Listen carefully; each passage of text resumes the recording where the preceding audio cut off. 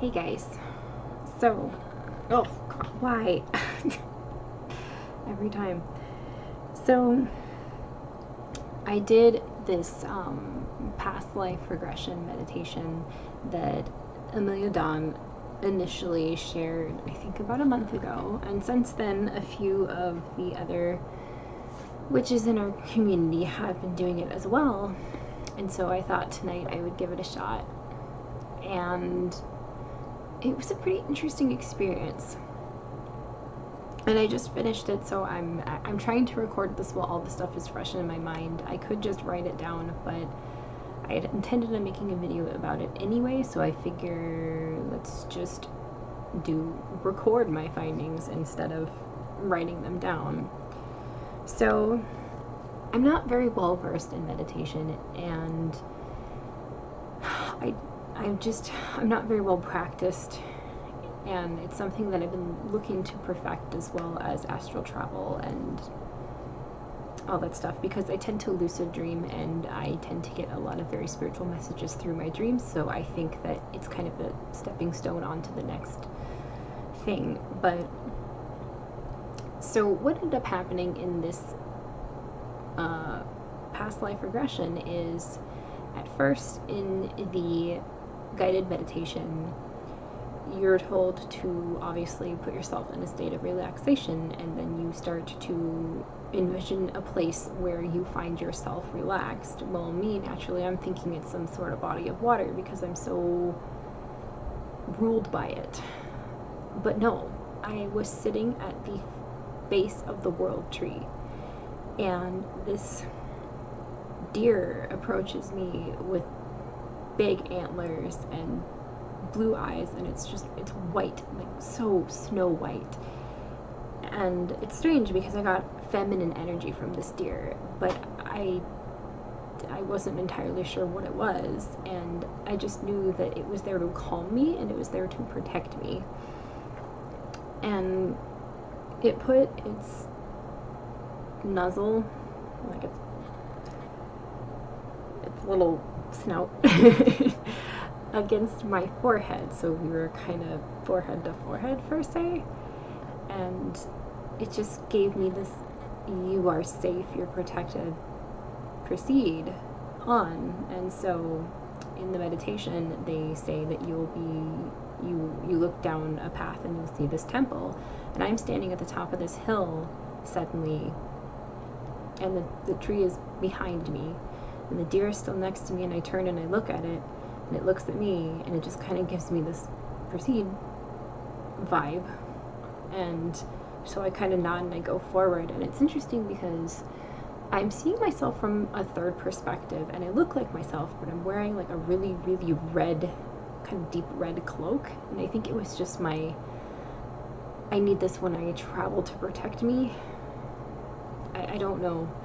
So I walk down the path and I can hear the rustling of the leaves, and I can see what looks like leaves falling from birch trees, which is interesting.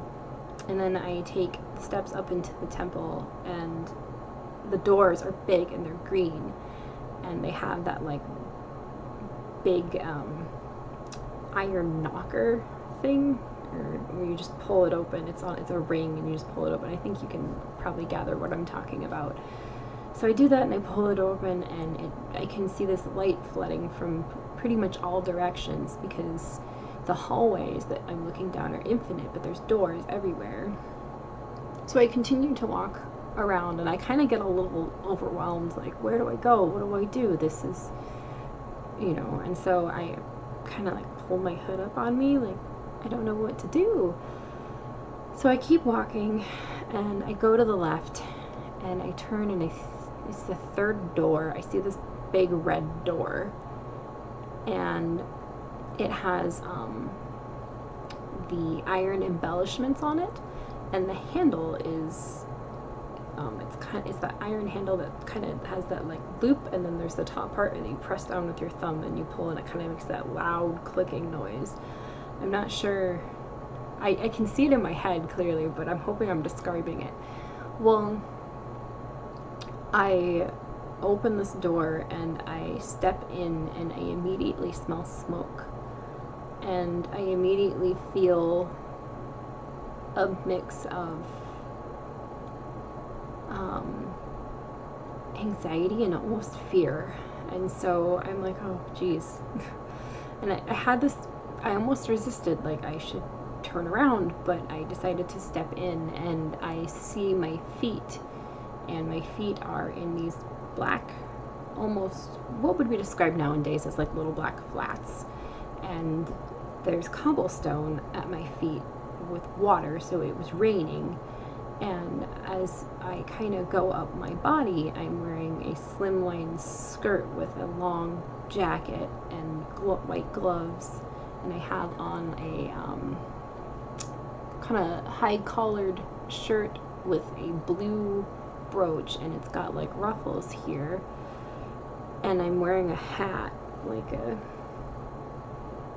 I don't want to say fedora, but it's really all I can, but it was very like feminine, kind of larger, and my hair was tied up in a bun, but you could see like part of it was long and it was kind of going over my eyes, much like that. And I had freckles, and my hair was dark, and my eyes were green, which my natural hair color is red, if you guys don't know, in this lifetime, and my eyes are blue. So that was interesting. And I ask the girl, I can see this girl who was me from third perspective, and I'm like, what's your name? And she says, she doesn't look at me, she's looking frozen in time, in fear at whatever is on fire. And all I hear is Lillian. And so I'm like, okay, that must be my name. And you can see, I study her face, and she's just staring up. You can see the water dripping off of her hat from the rain, and I look forward, and there's this big building. It almost looks like the Notre Dame Cathedral with the two tower-ish parts of it, down the road slightly, and it's one part of it's on fire, like one of the towers, and she just looks complete in terror watching this, and I can hear the clacking of a horse carriage go past me, and there was a moment there where it seemed like this moment was frozen, and I was just 360 viewing it. Like I kept moving around, just studying her face and studying the surroundings, and then all of a sudden it was like time sped up, and I started running frantically through the street, and I could smell smoke, and I could hear her, I could see me, I don't know, coughing, and I veered off into an alley, and I was toppled over, kind of coughing from the smoke, and then I ran back out through the streets, and I was calling the name Charlie, which I'm guessing would be her fiance. She looked like very early 20s for me. It's strange. But there was just so much fear and so much anxiousness and so much terror. Like something was happening to where she was, and it seemed terrifying. I could hear her feet running. Get out of that. Get out of that. Go. Shoot. No. You go. She's trying to eat stuff. Cat. And I think the emotion overwhelmed me. I'm very governed by my emotions, so I started to resist. And all of a sudden, I hear this voice saying, "Don't rush it, my love." And time stops again, it freezes, and before me is Brea, and she has her hands on my face, and she's looking at me, and she says, "Don't rush it, my love." So I decided to stop where I was, and I decided to go back where I came through the door and through the temple, and it was like it went in fast forward, and all of a sudden I'm standing at the top of the hill by the world tree with the deer, and the deer just looks at me, and I was peaceful and serene again. And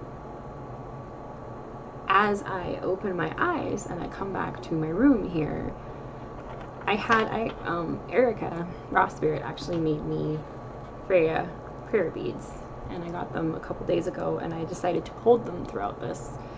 And the only thing I could hear that was the loudest noise ever as I come back to me is this. So that was kind of interesting. And I'm sitting here thinking, I didn't fully finish the meditation, but